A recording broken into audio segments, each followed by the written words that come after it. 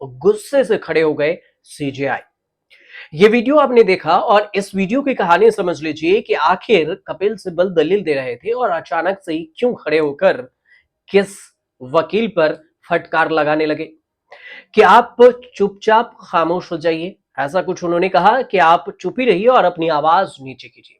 आपको पूरी वीडियो में बताते हैं कि आखिर ये मामला क्या है। दरअसल हुआ यूं कि कोलकाता के आरजीकर मेडिकल कॉलेज और हॉस्पिटल में ट्रेनी डॉक्टर के साथ हुई रेप और मर्डर की घटना पर स्वतः संज्ञान के दौरान 9 सितंबर को सुप्रीम कोर्ट सुनवाई कर रही थी और सुनवाई के दौरान कपिल सिब्बल दलील दिए जा रहे थे। तभी एक वकील ने ऐसी हरकतें कर दी कि सीजीआई डीवाई चंद्रचूड़ उन पर भड़क गए और गुस्से से लाल हो गए, कुर्सी तक छोड़कर खड़े हो गए। वकील अपनी बात रखने के लिए बार बार तेज आवाज में बोल रहे थे, जिस पर सीजीआई चंद्रचूड़ को गुस्सा आ गया और सीजीआई चंद्रचूड़ ने उनसे कहा कि अपनी आवाज नीचे रखिए और इसी पर यह वीडियो सोशल मीडिया पर वायरल हो गया। दरअसल सीजीआई चंद्रचूड़ के साथ जस्टिस जेबी पारदीवाला और जस्टिस मनोज मिश्रा की 3 सदस्यीय बेंच इस मामले की सुनवाई कर रही थी। इस दौरान पश्चिम बंगाल सरकार की तरफ से सीनियर एडवोकेट कपिल सिब्बल दलीलें पेश कर रहे थे और इस बीच एक वकील अपनी बात रखने के लिए जोर जोर से बोलने लगे। इसी पर जस्टिस चंद्रचूड़ को गुस्सा आ गया और उन्होंने कहा कि अपनी आवाज नीचे रखिए। सीजीआई चंद्रचूड़ ने कहा कि आप यहां पर बेंच संबोधित करने के लिए हैं, उन लोगों को नहीं जो वीडियो स्ट्रीम पर कोर्ट की कार्रवाई देख रहे हैं और सुन रहे हैं, लाइव टेलीकास्ट देख रहे हैं।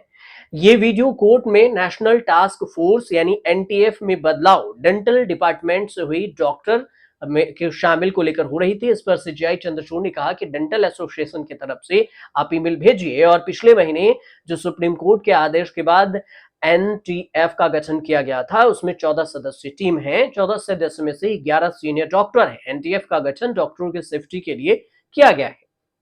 सीजीआई चंद्रचूड़ ने सभी डॉक्टरों को एक हिदायत भी दी और कहा कि जल्द से जल्द आप काम पर लौट जाइए, ये निर्देश दिया। एडवोकेट कपिल सिब्बल ने कोर्ट को बताया कि डॉक्टरों के काम पर न लौटने की वजह से 23 लोगों की जानें जा चुकी हैं। इस पर सीजीआई चंद्रचूड़ ने कहा कि हम चाहते हैं कि डॉक्टरों को ड्यूटी पर वापस लौटे और वो ये नहीं कह सकते कि सीनियर डॉक्टर काम कर रहे हैं, हमारी नजर हर किसी पर है। सीजीआई ने पश्चिम बंगाल सरकार से भी कहा कि उन्हें डॉक्टर की सुरक्षा सुनिश्चित करने के लिए कदम उठाने चाहिए। साथ ही कोर्ट ने सरकार को ड्यूटी पर नहीं लौटने वाले डॉक्टरों के खिलाफ कार्रवाई करने के आदेश भी दिए, लेकिन ये जरूर कहा कि अगर ये शाम तक 10 सितंबर के शाम तक अगर डॉक्टर लौट जाते हैं तो उन्हें एक्शन ना लिया जाए।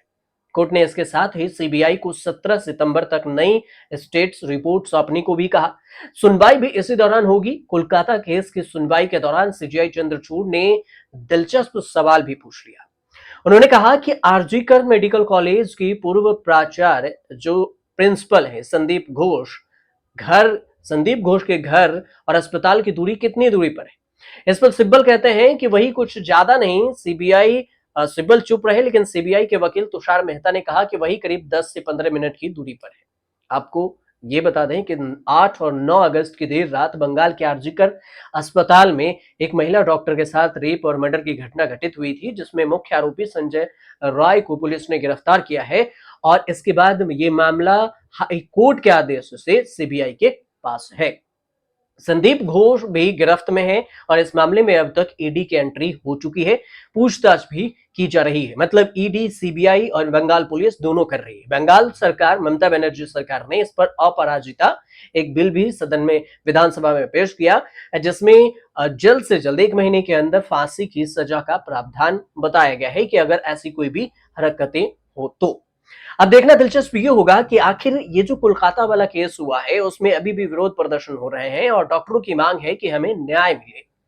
अब न्याय को लेकर जब 17 सितंबर को सुनवाई होगी तो सुप्रीम कोर्ट क्या कुछ इस पर कोलकाता सरकार को हिदायत देती है, क्योंकि आज 1 महीने हो गए हैं कोलकाता आरजीकर ट्रीनी डॉक्टर के साथ रेप और मर्डर की घटना को, और 1 महीने से बवाल, विरोध प्रदर्शन, राजनीति, बयानबाजी और सब कुछ हो रहा है। सुप्रीम कोर्ट भी स्वतः संज्ञान लेकर सुनवाई कर रही है और हाई कोर्ट ने भी इस पर एक्शन लिया। ममता बनर्जी सरकार भी कह रही है कि हम एक्शन लिए। लेकिन ममता बनर्जी सरकार के अंदर भी जो कुछ नेता हैं वो खुद से ही बागी हो गए हैं, अपनी ही पार्टी से बागी हो गए हैं। वो कह रहे हैं कि ममता बनर्जी ने जो किया उसके एक्शन से हम संतुष्ट नहीं।